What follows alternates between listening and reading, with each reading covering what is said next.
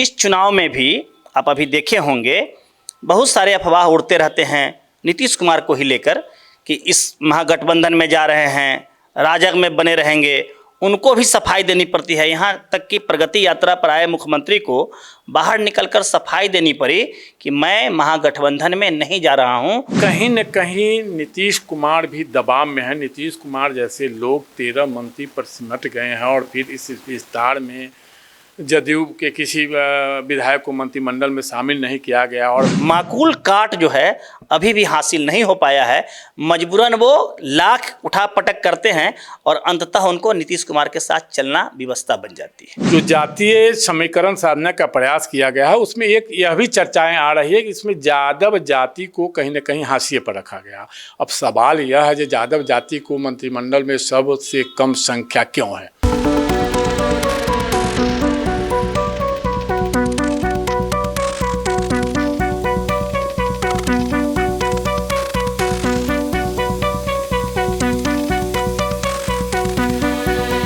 नमस्कार, आप first look Bihar देख रहे हैं और मैं हूं अभिषेक रंजन। बिहार में इसी साल विधानसभा चुनाव होना है। ऐसे में देखिए कि बिहार में मंत्रिमंडल का भी विस्तार हुआ है। हमारे साथ बात करने के लिए सीनियर पत्रकार मनोज कुमार है।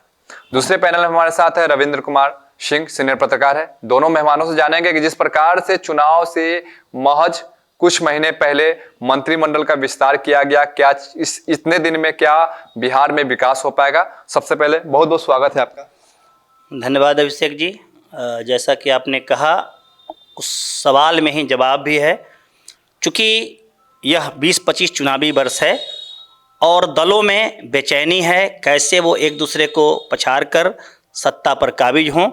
ऐसे में यह जो मंत्रिमंडल का विस्तार है यह फिलहाल तेज़ी से हुआ, लेकिन इसके पीछे बड़ी पहले से काम कर रही थी, बेचैनियाँ पहले से थी। अदरवाइज आनन फानन में कोई घटक दल ही अपने मंत्रिमंडल में अपने मंत्रियों का पार्टी बेस पर अगर स्थापित करा ले तो कहीं न कहीं बेचैनी दिखती है। अन्यथा राजग की ओर से सामूहिक स्तर पर सभी घटक दलों को लेकर अगर मंत्रिमंडल का विस्तार होता तो कहने में अतिशयोक्ति नहीं थी कि वो विकास के लिए किया गया कार्य होता। अन्यथा यह 6 माह पहले जो मंत्रिमंडल का विस्तार हुआ है, हमको तो स्पष्ट लगता है कि यह चुनाव के पहले एक जातीय समीकरण, चुनावी समीकरण, मतों का समीकरण बिठाकर आगे करने वाली कोशिशों का कवायद का परिणाम है। आखिर क्या वजह था, क्या 6 महीने में विकास हो पाएगा? मैंने तो आपको पहले बताया, विकास की सोच अगर होती कि अगर और आदमी की ज़रूरत है तो पहले से ही हो जाता। चूँकि यह आनंद फानन में हुआ है और आपको बखूबी मालूम है कि यह चुनावी वर्ष है, 20-25 मिशन है और ख़ास तौर पर भाजपा में, राजग के प्रमुख घटक दल भाजपा में इस बात को लेकर पहले से बेचैनी है। वे चाहते हैं कि बिहार में उनकी अकेले की सत्ता काबिज हो और इसके लिए वो प्रयासरत भी रहते हैं। आप पिछले चुनाव में भी अगर जाएंगे तो लोजपा के चिराग पासवान को खुले शेर की तरह छोड़ा गया ताकि वो जदयू को डैमेज करें और भाजपा को कहीं ना कहीं उसका लाभ हो। हालांकि नीतीश कुमार जी खुशनसीब रहे कि उनकी संख्या उस कदर रही कि आज वो सत्ता में हैं और चाहे जिस घटक में चले जाएं, दल में चले जाएं, महागठबंधन में जाएं तब भी उनकी सरकार और राजग में रहते हैं तब भी उनकी सरकार। चूँकि संख्या जो है एकदम कैलकुलेट किया हुआ है जिससे कि उनको परेशानी नहीं होती है। ऐसे में यह मंत्रिमंडल का विस्तार बखूबी भाजपा के बेचैनी को थोड़ा सा शांत करने वाली और मतदाताओं को रिझाने वाली मंत्रिमंडल का विस्तार कहा जाएगा। बिल्कुल। और पत्रकार रविंद्र कुमार सिंह, इनसे भी जानते हैं जिस प्रकार से साल ये पूरी तरह से मंत्रिमंडल का विस्तार हुआ, समय काफी कम बचा हुआ है, चुनाव में नजदीक से आ जाएंगे, आचार संहिता लागू हो जाएंगे, लेकिन इस समय में क्या विकास होगा? इतने सब 4 साल में विकास नहीं हो पाया। जो विकास 4.5 साल में नहीं हुआ वह विकास क्या 6 महीना में हो जाएगा। बड़े पत्रकार मनोज जी जो बताए हैं कि निश्चित रूप से यह चुनाव को साधने के लिए, जातीयत आंकड़ा साधने के लिए, मतों को मतलब अपने तरफ करने के लिए एक समीकरण बनाया गया। उसमें मुझे लगता है जो अभी नए मंत्री 7 बने हैं उनके लिए कहीं न कहीं चुनाव में यह नुकसानदायक होगा। आप कहिएगा नुकसानदायक क्यों होगा? अभी वो मंत्री बने हैं, 6 महीना में कोई काम नहीं कर पाएंगे। क्षेत्र की जनता को उनसे कुछ अधिक अपेक्षा हो जाएगी। जो मंत्री बने हैं तो क्षेत्र में कुछ और अधिक विकास होगा, लेकिन कर तो पाएंगे नहीं। 6 महीना में क्या कर पाएंगे?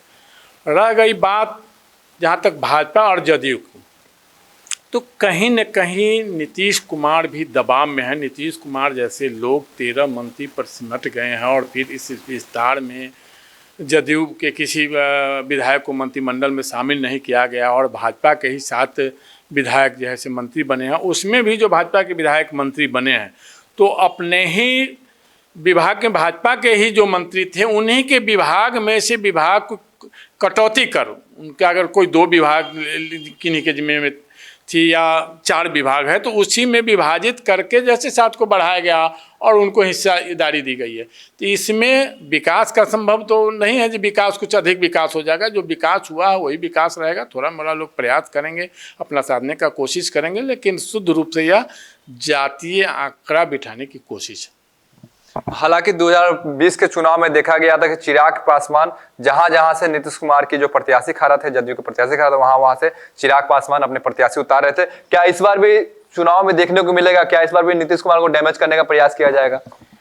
देखिए, चुनाव जब निकट आता है तो कमोबेश सारे दल, वो घटक में हों या घटक से बाहर हों, अपना पैतरा खेलते हैं। जहां तक आपने 2020 की बात कही तो निश्चय ही भाजपा ने चिराग पासवान के रूप में अपना पैतरा खेला था। इस चुनाव में भी आप अभी देखे होंगे बहुत सारे अफवाह उड़ते रहते हैं नीतीश कुमार को ही लेकर कि इस महागठबंधन में जा रहे हैं, राजग में बने रहेंगे।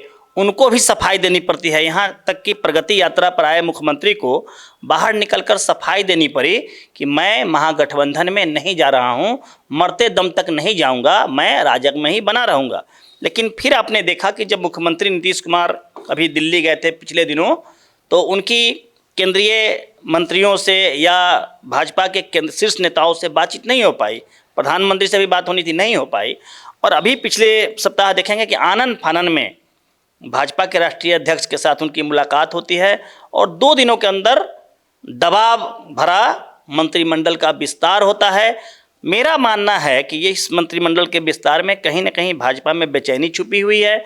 वे चाहते हैं कि एक हैवोक क्रिएट करें, अपने विशालकाय मंत्रिमंडल से अपने आप को प्रभावी दर्शाएं और जनता के बीच यह मैसेज लेकर जाएं कि मैं बड़े भाई के रोल में हूं। जबकि शुरुआती के दिनों में आप देखे होंगे कि जनता दल यू बिहार में बड़े भाई के रूप में काबिज थी। हालांकि बाद में वो चिराग फैक्टर काम आया और जनता दल 3 नंबर पर आकर पिछड़ गई है। तो हमको ये लगता है कि ये जो मंत्रिमंडल का विस्तार है, कहीं न कहीं इससे जनता दल यू और भाजपा के साथ साथ हम और अन्य घटक जो हैं वो भी बहुत संतुष्ट नहीं हैं। विस्तार में हकदारी सबकी होनी चाहिए। तो ये हकमारी का मंत्रिमंडल विस्तार है। रविंदर जी ने कहा कि बहुत सारे जो अभी कम समय बच गए हैं उन मुद्दों पर और बहुत सारे जो जन समस्याएं हैं उनको लेकर हो सकता है कि जो कांटों के ताज पहनने वाले मंत्री बने हैं, जनता अपने कटघरे में लेकर उनसे सवाल खड़ी कर दे तो उनकी परेशानी बढ़ सकती है। और अंदरूनी स्तर पर जो खींचातान है, निश्चय ही इसमें कुछ रस्साकसी बढ़ेगी, जिसका खामियाजा भी हो सकता है कि आने वाले चुनाव में राजग गठबंधन को झेलना पड़ सकता है। क्योंकि बीते दिन जिस प्रकार से पीएम मोदी आए हुए थे भागलपुर में, उन्होंने कहा था नीतीश कुमार को हमारे लाडले सीएम है, तो ऐसे में इसको कैसे देखा जाए? आप देखिए ना कि मुख्यमंत्री नीतीश कुमार को लेकर भाजपा में ही कई विचार सामने आते हैं। प्रधानमंत्री कभी कुछ बोलते हैं, गृह मंत्री कुछ बोलते हैं, उनके राष्ट्रीय अध्यक्ष कुछ बोलते हैं, बिहार की केंद्रीय जो उनकी बॉडी है वो कुछ बोल जाती है।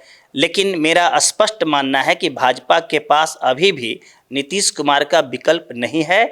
उनके काट को तलाशते तो रहे हैं, लेकिन माकूल काट जो है अभी भी हासिल नहीं हो पाया है। मजबूरन वो लाख उठा पटक करते हैं और अंततः उनको नीतीश कुमार के साथ चलना व्यवस्था बन जाती है।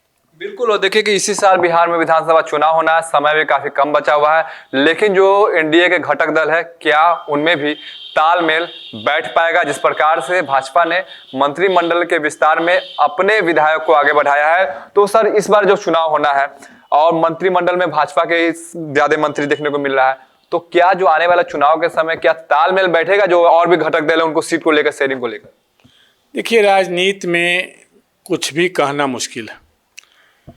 कब कौन दल गठबंधन किधर हो जाए या कहना मुश्किल है। और ख़ास करके जो बिहार में देखा जा रहा है तो वह तो स्पष्ट ही है। जो बिहार के मुख्यमंत्री नीतीश कुमार जी हैं, कभी महागठबंधन के साथ आ जाते हैं, कभी एनडीए के साथ आते हैं। जब एनडीए के साथ आते हैं तो कहते हैं महागठबंधन के साथ, अब कभी नहीं। जब महागठबंधन के साथ आते हैं तो कहते हैं मर जाएंगे, कट जाएंगे, कभी नहीं जाएंगे। तो राजनीतिक चरित्र ही एक अलग है। उसमें राजनीति किसी तरह सत्ता में काबिज होना, राजनीति का यही अर्थ है। तो उसमें कब कौन क्या पलट जाएगा, कौन किस गठबंधन के साथ चला जाएगा, यह कहना मुश्किल है। लेकिन भाजपा ने जो भाजपा के इस मंत्रिमंडल में अब 22 मंत्री हो गए, जबकि जदयू के 13 हैं, एक मुख्यमंत्री है। उस स्थिति में कहीं न कहीं नीतीश कुमार दबाव में यह फैसला लिए हैं, नहीं तो नीतीश कुमार भी इस मंत्रिमंडल विस्तार में कुछ न कुछ अपने विधायकों को मंत्रिमंडल में शामिल करते। लेकिन कहीं न कहीं अब क्या उन पर दबाव है, किस तरह के दबाव में नीतीश कुमार है, या तो कहना मुश्किल चीज़ है। हालांकि नीतीश कुमार कभी दबाव में आने वाले लोग हैं नहीं, लेकिन वर्तमान में क्या परिदृश्य है, पार्टी में क्या स्थिति है, यह कहना मुश्किल है। लेकिन जो जातीय समीकरण साधने का प्रयास किया गया है, उसमें एक यह भी चर्चाएं आ रही है कि इसमें यादव जाति को कहीं न कहीं हाशिए पर रखा गया। अब सवाल यह है कि यादव जाति को मंत्रिमंडल में सबसे कम संख्या क्यों है। हो सकता है कि जो मतदान जातीयगत जो बिहार में मतदान है, जो लोग अपने मताधिकार का उपयोग करते हैं, उसमें यादव जाति के अधिकांश मतदाता, मतलब 90 से 95% मतदाता कहा जाए, जो जाते हैं तेजस्वी यादव और लालू यादव जी के साथ। उस स्थिति में हो सकता है जो जातीय समीकरण साधने का कोशिश किया गया है, जो उनके मतदाता है उन्हें खुश करने का प्रयास किया गया है, इसी को देखते हुए लगता है यह मंत्रिमंडल का विस्तार हुआ।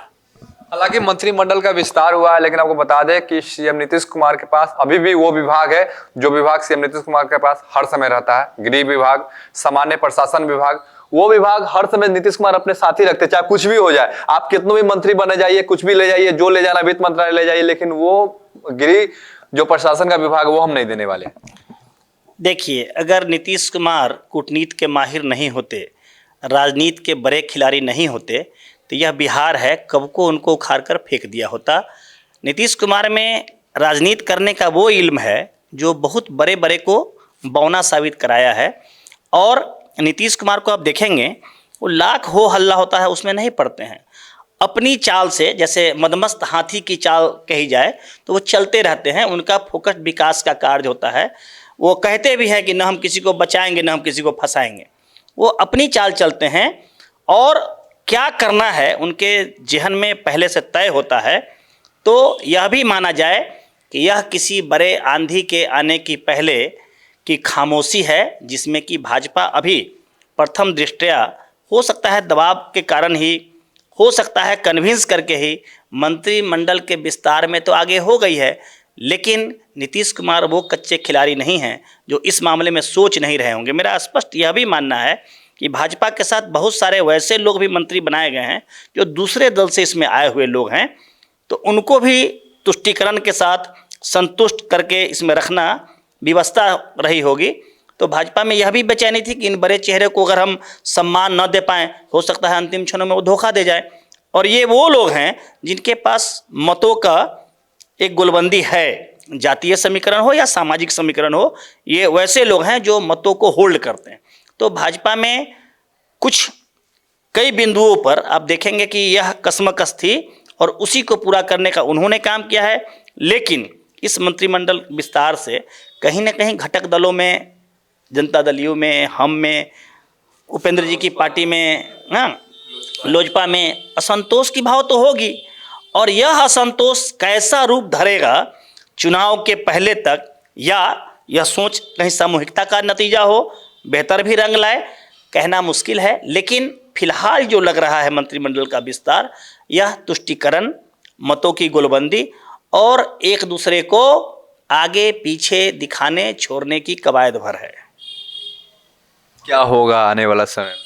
यह तो वक्त बताएगा। लोकतंत्र में जनता मालिक है, जनता का विचार कब कहाँ घूम जाए, मत किस पर कर लें, वो तो वही मालिक हैं। लेकिन फिलहाल पार्टियों की ओर से मतों की गुलबंदी को कसने की कवायद है।